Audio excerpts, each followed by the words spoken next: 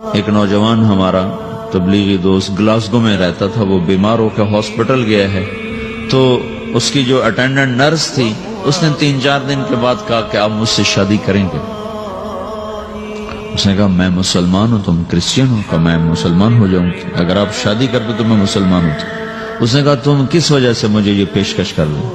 وہ کہنے کہ میں 3 دن سے تمہیں دیکھ رہی ہوں تو کہ تم نے ایک دفعہ بھی نظر اٹھا کے مجھے نہیں دیکھا، میں نرس ہوں، میری زندگی یہاں گزری ہے، میں نے کوئی نوجوان ایسا نہیں دیکھا جو لڑکی کو دیکھ کے نظر جھکا لیتا ہو، میں پہلی دفعہ اپنی زندگی میں کسی کو دیکھ رہی ہوں کہ جب اس کے سامنے میں آتی ہوں تو اس کی نظر جھک جاتی ہے، تو مجھے یقین ہو گیا تیرے اندر سچائی ہے۔ تو وہ مسلمان ہو گئے، اس نے آگے کتنی بچیوں کو مسلمان کیا۔ پھر اشفاق احمد صاحب مرحوم تھے، یہ ڈرامہ رائٹر، ان سے اچھی سلام دعا تھی میری، تو ایک دن مجھ سے کہنے لگے کہ میں تبلیغ کے کام سے متاثر ہوا ہوں انگلینڈ جا کر، پاکستان میں نہیں انگلینڈ جا کر، تو میں ایڈنبرا میں پارک میں بیٹھا تھا، میری بیوی میرے ساتھ بیٹھی تھی، تو ایک جماعت آئی، انہوں نے آ کر اذان دی مغرب کی اور نماز پڑھی۔ نماز کے بعد 13-14 لڑکیاں بھاگ کے آگے آئیں ان سے بات کرنے کے لیے، تو میں نے بیوی سے کہا آؤ سنو یہ کیا کہنے کہتے ہیں، تو کہا ہم دونوں بھی پہنچے، تو جس نے جماعت کرائی تھی اس کو ایک لڑکی آگے بڑھ کے کہتی آپ کو انگلش آتی ہے؟ کہی آتی ہے۔ کہی آپ نے کیا کیا ہے؟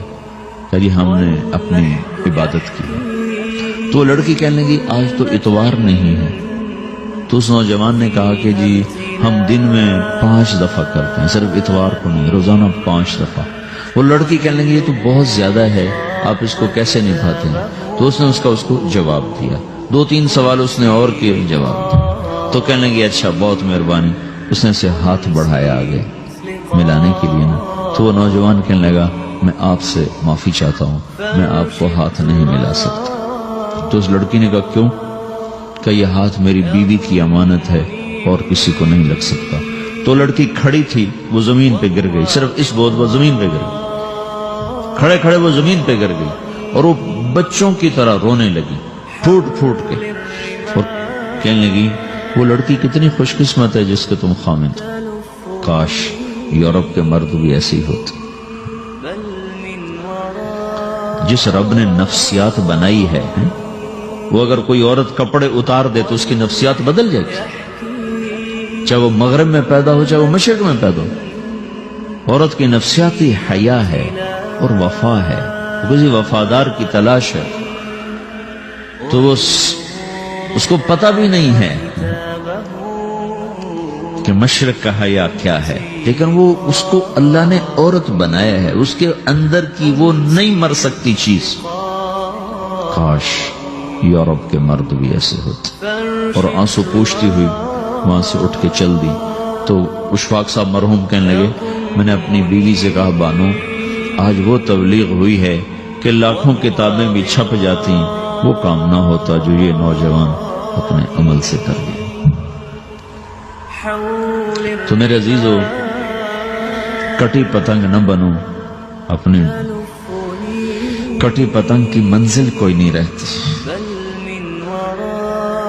اللہ اس کے رسول کے ہاتھ میں اپنے ڈور دے کے چلو، اللہ اس کے رسول کی غلامی میں اپنے آپ کو چلاؤ تو اللہ تمہیں بھاگ لگائے، عزت بھی دے گا۔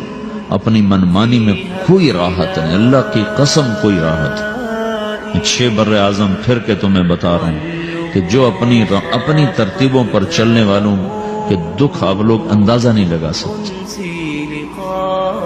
چلنا ہے تو اللہ اس کے رسول کی زندگی کو اپنا کے چلو، اللہ تمہاری دنیا بھی سکھ والی بنائے گا، آخرت بھی سکھ چین والی بنائے گا۔ لیکن یہ سیکھنا پڑے گا، سیکھنا پڑے گا۔ تبلیغ اس کو سیکھنے کی محنت ہے اور اس کو آگے پہنچانے کی محنت ہے۔ تو یہ عمر ہے، اس وقت ساری دنیا اسلام کے لیے تیار ہے، چونکہ نظریاتی طور پر دنیا شکست کھا چکی، کسی کے پاس کچھ نہیں۔